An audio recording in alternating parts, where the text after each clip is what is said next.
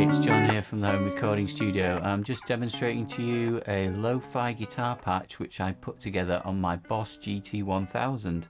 So stick around, I'm going to show you how I created the patch and I'm going to give you a link to how you can download it for yourself. And don't worry if you don't have a Boss GT1000, maybe you can get some inspiration and you can apply that to your own setup either through software or hardware pedal board. So yeah, stick around, I'm going to break down how I put this lo-fi guitar sound together. Okay, so I'm going to give you a demo of the patch that I've created, this lo-fi guitar patch, and I'm using a piece of software called Boss Tone Studio that comes with my GT1000 Core, and when you connect the unit up to the computer, you can then use this app to control it. Now I'm not going to get into all of the basics and how to create a patch. There are other YouTube videos out there. I'm going to put a link up on the screen, but if you want to check out Jared Gunston's series of how-to guides or the programming handbook playlist that he's got here, then I found that very useful when learning the basics of how to program the GT1000. Just looking back in Boss Tone Studio, let me just quickly play you it. I've got a loop that I can play you.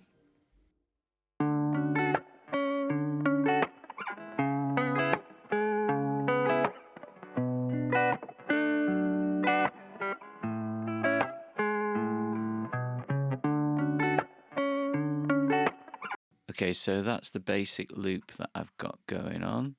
And now let's just bypass the effects.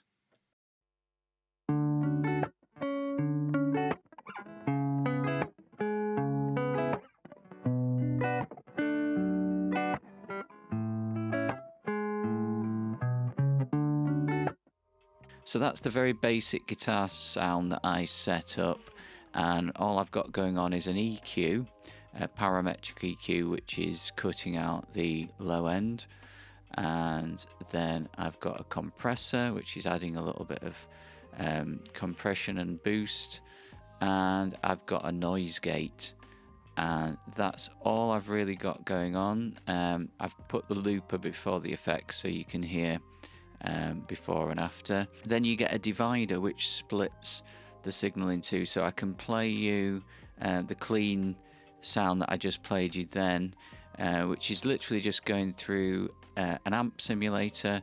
It's just the natural amp. Everything is just set to default, and that's the same for the signal path with the effects as well. So it's just a natural sounding amp. So we've got another EQ going on. I actually don't think this one is doing too much either, but it's just there if I need to tweak anything further. Here's where we get into the secret sauce, if you like. It's a master delay effect. The type I've chosen is Tape Echo PX, which if you look that up, it's a Echoplex Maestro, I believe, which this particular effect is modeled on.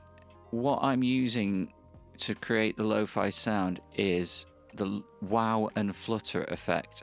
So this really helps simulate the wobbly sound of a tape machine, and these are settings that you'll find on quite a lot of lo-fi plugins. I've put the setting of wow and flutter up to 75, and importantly, I've got no direct signal. So there's none of that clean signal going through. We're hearing just the effect. Now what you've got to remember though is this is actually a delay.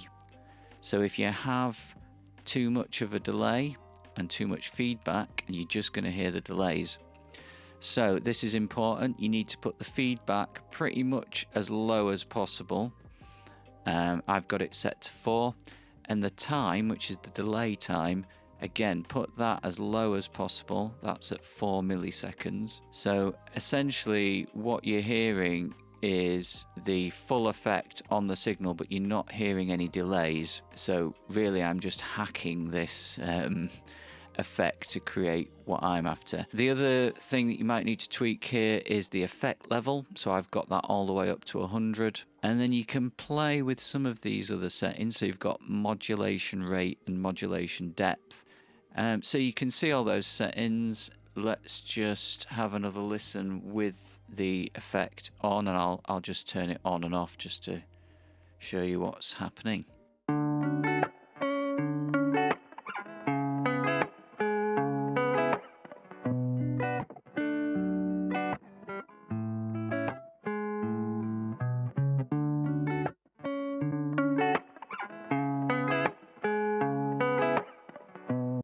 So that's what's giving me most of the lo-fi sound.